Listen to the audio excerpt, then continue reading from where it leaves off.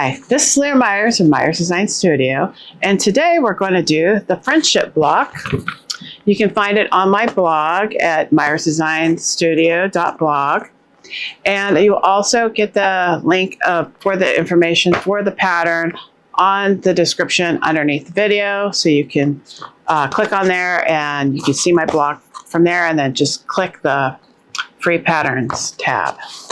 Anyway, today we're going to be featuring the beautiful Morse sewing machine, and at the end of the video I will have the short that we filmed about this sewing machine. It's a beautiful, I'll put a picture up here, it's a pink, it's kind of a fuchsia pink sewing machine. It reminds me of nail polish, almost like the pretty nail polish that you'd buy. Anyway, we're going to be using the Morse machine. The reason why, now for the block, the reason why I picked this friendship block, there's a lot of curved piecing. You've got a lot of curves in here, and it's for the advanced sewer. So to prepare your templates, and this is a template based pattern, you print out the pattern, of course, then cut out all the templates. And I used a clear plastic template material that you can see through. You can use any plastic that you can see through for a template. I just use this because if I want to do applique and I want to iron the applique, you can with this special template plastic, but not all plastic. You can't iron all plastic. You have to get the special template plastic to do that. I'll put a description of what I buy underneath the video, so you know what to buy if you want to get exactly what I got. And after I've cut out the template, I tape it underneath the plastic, and then I just cut around the lines on the template. And then I have the templates I can use to basically cut these out. If you're new to this channel, that's what we do here. We showcase vintage machines, and and that's basically what we do. And we sew with them because they're beautiful machines and they can be used for years. So let me look and see if you can see the overhead. Okay, yes, okay. I'll just put it over this in the center. So basically, after I print out the template like this, I put it on the wrong side of the fabric. And I've already started this. I put it on the wrong side of the fabric, and then I trace it out, and I just use a pencil. You can use a fabric marker or any fabric safe marking tool. It's fine.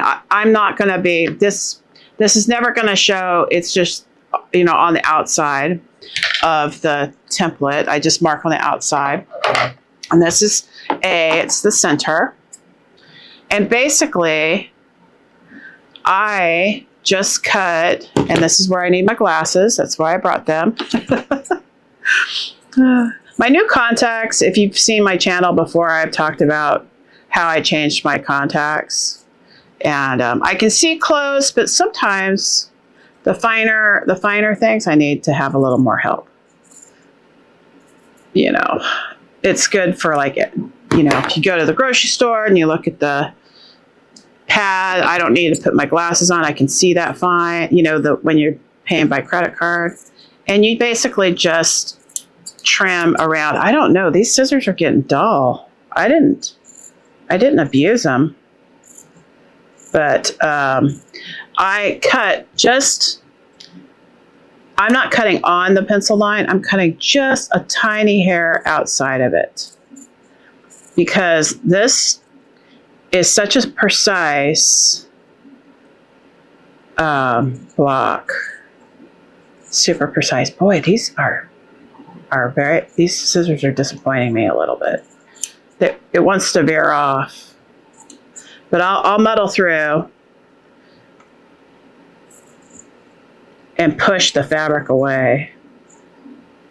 If I had my applique scissors, which are serrated, have a serrated edge, you might want to use one of those. And if you don't know what that is, Applique scissors, some specialty applique scissors, they have serrated edges where it grabs the fabric when you trim. And it's helpful because this is actually pushing the fabric away a little bit. But I'll muddle through for this part of the channel. I did have some coffee, so forgive the shaky hands. Coffee. I love coffee. There we go. So, and you just trim around that piece. And I'm only going to do one because it wouldn't be exciting to watch me do all of these pieces because you've got to scissor cut them. Some of them you can use a rotary cutter. I used a rotary cutter on some of these pieces, especially the triangle. I didn't want to, whenever I can use a rotary cutter, I can. But for the middle part, I just scissor cut. So we're kind of going back in time with because when you quilted way back when, before there were rotary cutters, did all of it by scissors, all the cutting. So let me get all the pieces out of the way. And so that's my center. Okay. So basically how I start this block, and I don't need my glasses anymore. Basically how I start this block is I put these two pieces together, and I will get my pattern to tell you exactly what they are. B and C. I put B and C together, and that's these two. I put B and C together like this. Okay? And that's my first step. And I put all those together. And I pin them. I actually pin a lot. And it's going to be, okay, I'll just show you. So first of all, when I prepare this part of it, I do this. I find the center of both B and C. So I'm getting the center of B. And make sure when you cut out the pieces that you cut out those little notches at the end. It helps when you align it. I'm just going to finger press where the center is. You can also put a pin here if you wish. And it's a really neat block, and it's an advanced block. And I'm not going to make a whole quilt for the channel. So finger press, this is C. Okay. And then you put right sides together. And I first find the center like that. Then I pin it. So this is an advanced block, but if you make clothes and you know how to set in a seam on a sleeve, you can do curve piecing. And this block is even hard for me. Like, it's a super hard block. I like to do quick and easy on the blocks for the channel, but I also like once a year, it seems like, because the Dahlia quilt, if you haven't seen that one, the Dahlia quilt is also an advanced quilt. And I go through step by step how to do that. And so as you're pinning it, you slightly curve it like that. And don't worry about the little pucker thingies, little puckers. And just keep pinning. And I just go, after I do the ends and the center, I'll take another center, and then I'll take another, I center that between, and then I pin that too. And that's my process. I'm pinning a curve, always. So I can get it all even. And, but anyway, as I was saying about the difficult blocks, just because, when you look online, you want to learn, you want to challenge yourself. And I thought, let's do a challenge block. This is going to challenge you. And so I decided that I wouldn't make a whole quilt out of this, because last year I made 4 quilts which was fabulous, but a lot of them were charity quilts, which was great. And I still will do those, but I have a new puppy. Her name is Roxy, and I'll put a picture up here. She's a little girl, and Reggie now has a sister. So I'm going to go ahead and pin all these blocks, and then we'll come back, and then I will sew them all together. We're going to sew these together. And the way I like to do it is I leave it kind of in a curved formation, like, you know, hold it like that, like this. And I'm going to sew from the, not the ends, let's see, let me be precise, B, on PC, and I'm gonna sew from PC on the top like this and go down. And it's a quarter of an inch on a machine that doesn't have it all marked on its bed. All right, and now you just sew a quarter of an inch, and just be patient and be aware that the underside, like this, under this fabric on the top, doesn't creep over. So, all right, and I'm gonna do needle down, do a couple stitches by hand here. And we're using the Morse machine. Let me enlarge and stitches a little bit. That is a very tiny stitch. Okay, that's better.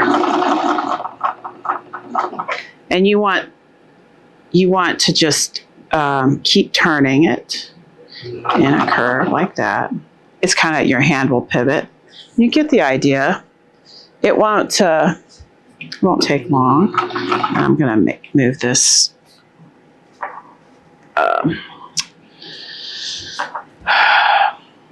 pin cushion. Couldn't remember what it was called. And so you do it all by feel. And I feel that, you know, with your fingers, if you feel a pucker, you can smooth it out. You could take, and this, I'm going to have to grab some of the ease here.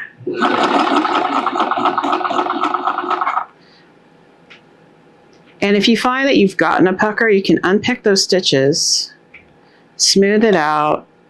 Don't take all of it apart. If it happens to me, I'll show it to you. You know how to do that. Because, you know, when you're sewing, sometimes that happens.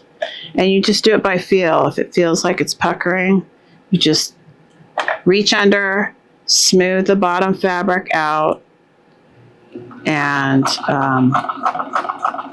just keep sewing. And this isn't a terrible curve to me. It's an advanced block because there's so many curves, but you can do it. You may be able to hear Roxy up there fussing because I'm filming down here, and she's like, "Come play with me. Why are you up there?" Well, Roxy, I'll have to tell her it's been 180 days since I've made a video, so, or actually a little bit longer. So anyway, let's see how I did. And you just want to inspect it. I'm using a contrasting thread on the bottom so you can see a little better. And didn't you hear how quiet that Morse was? So quiet. So anyway, and then you turn it over and it looks nice. It looks nice. So you can give it a press. You can starch it or whatever. I don't do that until the end, but that looks really nice. That sewing machine really sews well. And even with that dark thread, you can't see it, right? Because it's right here underneath. 3 layers of fabric. So don't worry about it. I mean, anyway, color placement, I'm pleased with that. So now I could just leave this here. So now we're going to do, and this is piece A right here. And we're going to we're doing the same thing that we did with these two. Find the center, right? Finger press. And for this part, I finger press, but I put a little mark because you're going to have to find the center of all of these, right?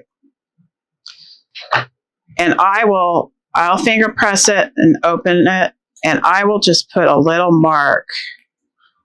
Oops, I put a little mark right here because as I'm doing it, I might lose that center. This pencil doesn't even want to, and I want to keep that center marked for this. And you just keep folding this in half and half again. Finger press, and then mark it. Okay, you do a lot of marking. And so there is a little mark here you need to make too on piece A. And you need to find the 1/4 inch. The 1/4 inch right here. Seam from the side, and you need to find the center, which that right there, I think, is the center, and that is 1/4 inch. And you just want to put a little dot in the middle. If I could get this thing to stop moving around. Small and fiddly. 1/4 inch, and in the middle of this piece.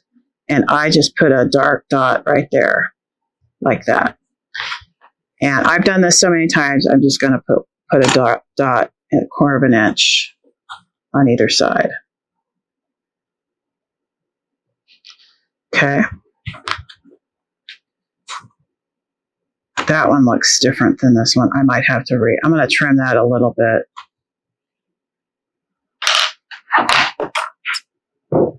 They all have to be the same size. It's these scissors. I used my serrated scissors upstairs. So it's just a little thick. Okay. And if you hear Roxy up there, poor Roxy, sweet puppy. If you hear her fussing up there, sorry. I gotta do this. It doesn't take that long. She can wait for a minute. All right. So you want to put this piece A and C, and this is, C and B together, and you find the center, right sides together, and then do the same thing. You find the center and then pin the center first. I may have to stop and walk her. She's fussing. Find the center, and then on the very corner, there's a corner here. Go ahead and mark at the bend, right at the bend, and it's a very soft bend. Put a little dot right where you have to stop. Right there, where you have to stop. So that's, you know where to pin. So you just pin through this dot and match on the other side. So you just put a pin like this, a pin inside that dot too. Leave the pin there, making sure it's straight. Okay. Make sure it's straight like that. And then take another pin, not the one that you're aligning your dots with, and then pin it. And then you've got that exactly where it needs to be. And as you sew, you will have to stop at that dot, just shy of it, 1 stitch shy. Okay, and I need to mark this little, at the bend right here, that soft little bend, 1/4 inch. Just mark 1/4 inch and make a dot. And this is where, right there, and make a dot. And that's where you need to pin. When you make my dahlia quilts, if you've made that, I do a lot of this aligning with pens. When you sew garments and stuff, it's depending on what it is, you do a lot of that too. So you just make it straight, making sure it's straight like this. And just put another pen close to, but not on where that pen is, or that dot is. And I want to make sure I have that exactly where it's supposed to be. So don't worry about penning a lot. You'll have a lot of pens. What I find with a lot of the vintage machines, they're very quiet, especially the straight stitchers. This does not have a zigzag or anything. It's just a straight stitch machine. Okay, and now, sure, and now, yeah, she's fussing. I'm gonna have to stop. Okay, now you put the needle, just put the dot like up a little bit, not right on the needle. Oops, that's too far. You want to give yourself just a tiny bit, like one stitch of a rim away from that dot. That's fine.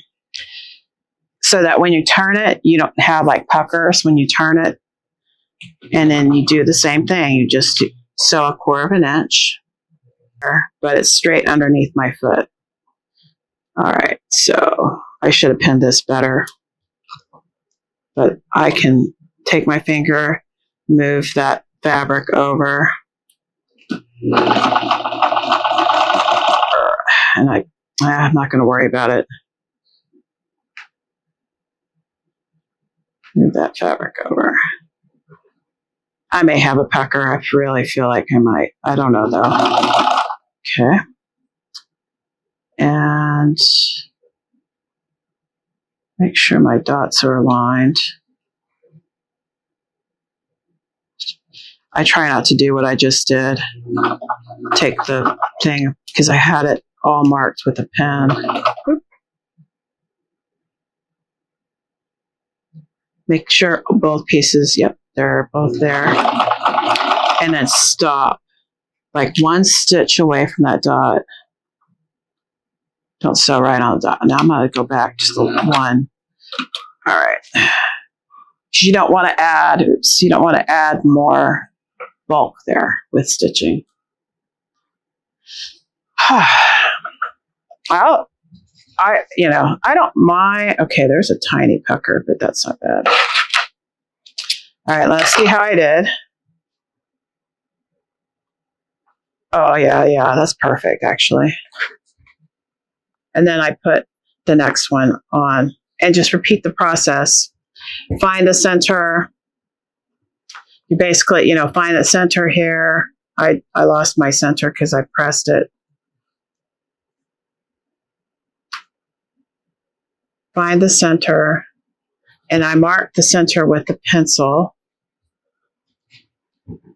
So I'm just going to align those two together. And I'm going to basically make this, attach all these B and C's pieces to the A in the middle. And then I'll do the triangles. And I almost made a mistake there. What was it? Right sides together.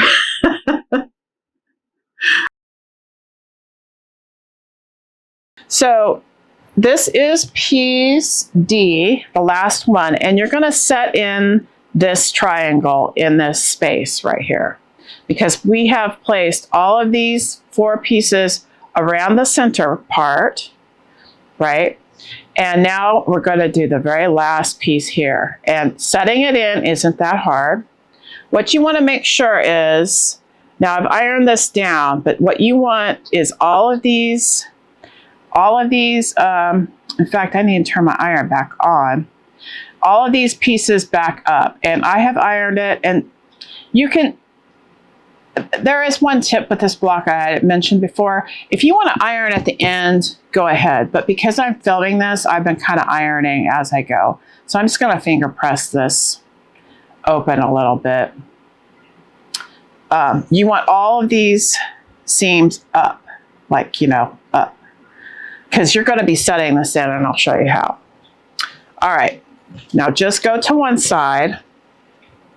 And on the top part of the triangle, there's a short side and there are two long sides.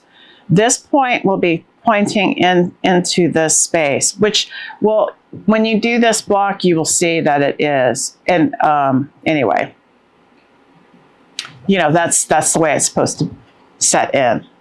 I mean, it just makes sense. For some reason, this doesn't look very square, but we'll deal with that later. Don't worry about it. I know my attitude's rather free and easy and with curves, and that's okay. So at the top of the triangle, just put a pencil mark, you know, 1/4 inch from the top and the sides. It's pretty much right smack in the center, 1/4 inch. And I place a pin in there. Then I'm going to flip this around. And I'm going to find the pencil mark, which is right here. Okay. Which is right here. And I will, just to be even, to make it easier, I'm going to put a pin through that so that I can see where to put this pin. And just go ahead and meet those. Okay. Take that one out. Now I have it centered exactly how I want it. All right, and I will try not to move this too much. I have centered it where I want it, right where that point is, right there, and place it in.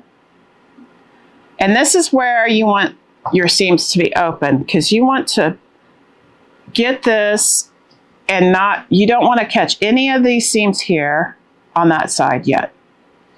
We will later. And then you want to basically make this as flat as possible, and we're only catching that one seam. Okay. Oh, okay, so that needs to be straight. Keep that pin straight like this. Okay. Oop. And what I should do is go ahead and anchor that down. Right? And I will just put a pin here to keep that anchored. There we go. And that dot right there is important. I'm going to go ahead and, oops. So when I was pinning it, I was about to fold the back. Don't fold that back. Keep that one bit open. That's why when you sew this, you want to be like one stitch away from that dot. You give yourself a little room to turn this, because everything is converging. All those little things are, you know, seams and fabric. It's all converging to the end there. In that point, not the end. It's at the point. Okay, and now I'm just going to sew this. So there's the dot, right? I'm just going to put it on the back of that foot, and I think that's exactly where I need to be. And I need to move it over just a little bit. There we go. And I'm just one stitch away from that dot, one machine stitch, just a hair away. And I need my threads to be under my foot, or my machine will not sew right. Okay, and I just sew that down in 1/4 inch. Now, setting in these triangles, did I just sew over a pin? I did. Don't do that. I lucked out. I didn't break my needle, but you can break a needle, so don't do that. And then sew 1/4 inch. I don't know why, but this part of the triangle is not wanting to go all the way down to the end. So I'm gonna coax it somewhat. All right, now take it off. And that's why I got puckers, because when I pulled my piece off my machines. I didn't have my foot up or something, and I got a pucker in the middle. So, all right, now here is, we're on the, see, now we've got enough room to turn. You can kind of see some of my black thread. I would suggest not using black thread when you stitch, you know, match your fabric, because it might show through. Anyway, so now we've got this stitch down. And that's stitched down. So then to set it in, you turn it this way. And that's why you want all of those little seams to be open. You know, not ironed down, not ironed one to one side or the other, or open. You just want it to be like unironed, but because I filmed this, I ironed as I went. And you want it to smooth. See, that's where we start sewing.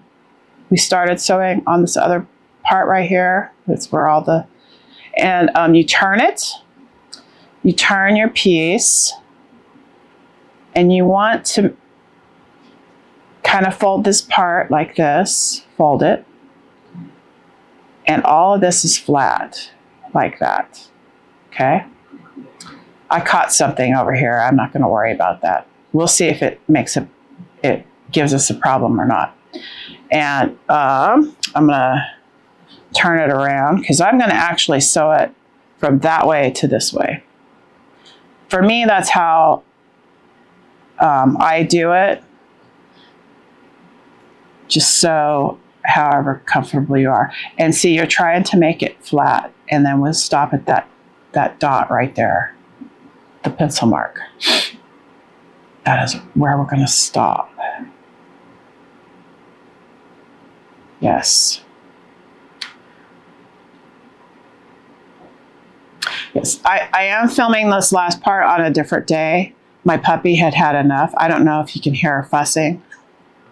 I had to quit, and we went and took a walk. She's so sweet. Okay, so now I'm going to start sewing from this end to the point here. Okay, and we'll be done, and I'll get to iron this, and we'll be done with this block. Yes, and then I'll be able to put everything together. It should be perfect. When I first started learning how to sew, my mother sewed over pins all the time, and so when I began sewing, that's how I did it, sewing over pins. Okay, right, now I'm at the dot. Okay, I'm gonna actually sew right on that dot, and then now I'm gonna backstitch a couple times, and then, so that little point does not come out.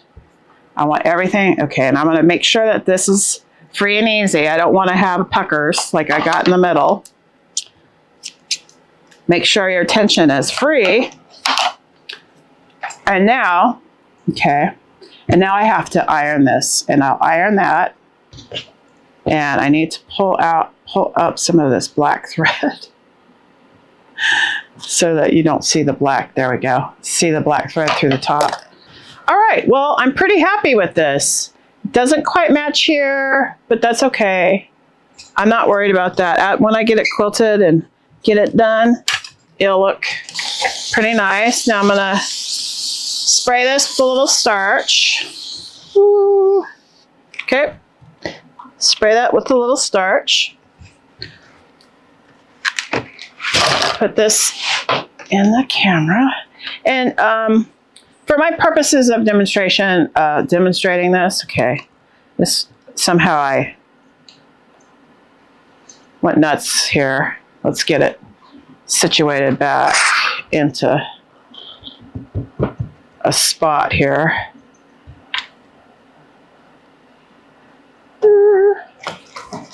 Go from the back side first.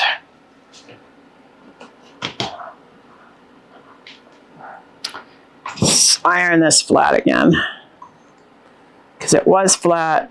Now it wants to fight with me a little, because I probably oversaturated it with starch. So don't worry about it. It will all, if it's people get worried about bias. It will all go back together. It will. Watch. I'm just going to turn it wrong side out, because when you get in curved piecing, there is a danger of that, right? And the reason why I wanted to show you this and just do a sample, I wanted to show you this cute little circle that it makes. And I'm not scrubbing my iron. I'm just lifting it up, putting it down, letting all that fabric relax back down flat. And don't get worried. It will work. See? Flat now. Flat. Don't scrub. Just lift your iron and it will go down back to where it's supposed to be. Right? I have a little, but it's fine once you get it all just. And then when I get my big iron upstairs, I will, make this perfectly flat again.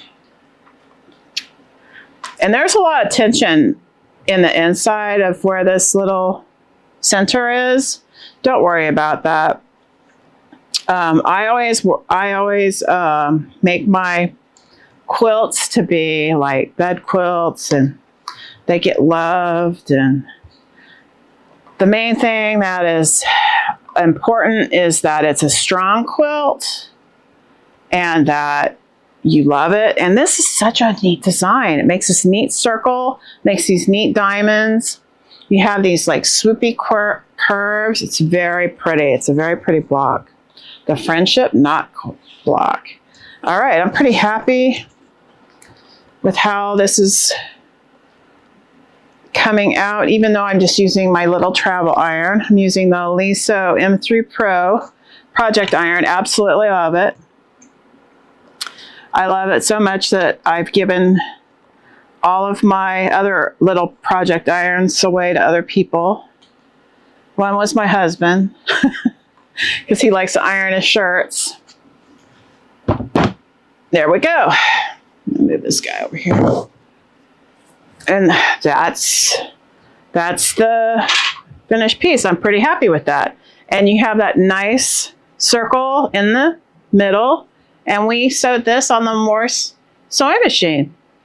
So, and at the end of this video, I'll show you, my sister has a little excerpt that we've done as a short on the Morse, and you can watch that. And I hope you like and subscribe. And please come back next time. We're going to be making, I'm in a bag making mood, so I'm going to be designing some new bags. And also, yes, I'm trying to be creative in the bag department there. I've done some bag designing in the past. We'll see how that goes. I appreciate you guys being here. Please like and subscribe, and I'll see you guys next time. This is a Morse Super Dial from 1957. It is a straight stitcher. It has a 1.5 amp motor, and it will sew through almost anything. It's very powerful, very quiet, and it is a very pretty sewing machine. Looking forward to getting a chance to showing it off on the channel. Stay tuned. Tune in for more information. Again, the Morse Super Dial from 1957, and it will hopefully show up, and you'll be able to check out how it sews on projects.